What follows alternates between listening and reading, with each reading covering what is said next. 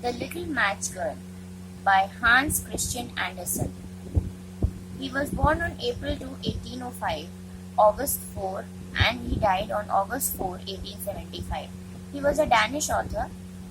Although he is well noted for his fairy tales, the heartbreaking story of the Little Match Girl or the Little Matchstick Girl is a great example of Hans Christian Andersen's wider talents and abilities.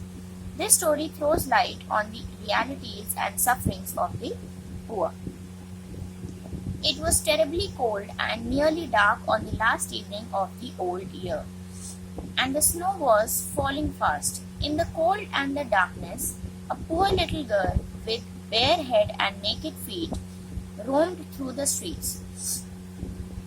It is true, she had on a pair of slippers when she left home, but they were not of much use.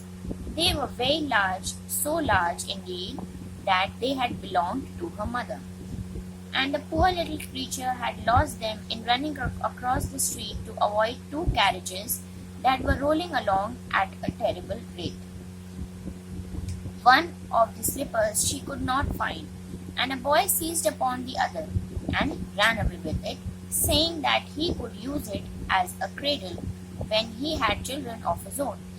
So the little girl went on with her little naked feet, which were quite red and blue with the cold. In an old apron she carried a number of matches. She had a bundle of them in her hands. No one had bought anything from her the whole day, nor had anyone given her even a penny. Shivering with cold and hunger, she crept along. Poor little child, she looked the picture of misery. The snowflakes fell on her long fair hair, which hung in curls on her shoulders, but she did not notice them. Lights were shining from every window, and there was a savory smell of roast goose, for it was New Year's Eve. Yes, she remembered that. In a corner between two houses, one of which projected beyond the other, she sank down and huddled herself together. She had drawn her little feet under her, but she could not keep off the cold, and she dared not go home, for she had sold no matches, and could not take home even a penny. Her father would certainly beat her. Besides, it was almost as cold at home as here, for they had only the roof to cover them, through which the wind howled, although the largest holes had been stopped up with straw and rags. Her little hands were almost frozen with the cold. Perhaps a burning match might be some good if she could draw it from the bundle and strike it against the wall, just to warm her fingers. She drew one out. Scratch! How it sputtered as it burned! It gave a warm, bright light like a little candle as she held her hand over it. It was really a wonderful light. It seemed to the little girl that she was sitting by a large iron stove, with polished brass feet and a brass ornament. How the fire burned and seemed so beautifully warm that the child stretched out her feet as if to warm them when, lo, the flame of the match went out. The stove vanished, and she had only the remains of the half-burnt match in her hand. She rubbed another match on the wall. It burst into a flame, and where its light fell upon the wall, it became as transparent as a veil, and she could see into the room. The table was covered with a snowy white tablecloth, on which stood a splendid dinner and a steaming roast goose stuffed with apples and dried plums. And what was still more wonderful, the goose jumped down from the dish and waddled across the floor to the little girl, with a knife and fork in its breast. Then the match went out, and there remained nothing but the thick, damp, cold wall before her. She lighted another match, and then she found herself sitting under a beautiful Christmas tree. It was larger and more beautifully decorated than the one which she had seen through the glass door at the rich merchant's house.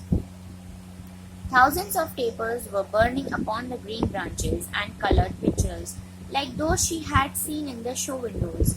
The little one stretched out her hand towards them, and the match went out. The Christmas lights rose higher and higher, till they looked to her like the stars in the sky. Then she saw a star fall, leaving behind it a bright streak of fire. Someone is dying, thought the little girl, for her old grandmother, the only one who had ever loved her and who was now dead, had told her that when a star falls, a soul was going up to God. She again rubbed a match on the wall, and the light shone round her. In the brightness stood her old grandmother, clear and shining, yet mild and loving in her appearance. "Grandmother," cried the little one, "oh, take me with you. I know you will go away when the match burns out. You will vanish like the warm stove, the roast goose, and the large, glorious Christmas tree." And she made haste to light the whole bundle of matches, for she wished to keep her grandmother there. And the matches glowed with a light that was brighter than the noonday, and her grandmother had ever appeared so large or so beautiful.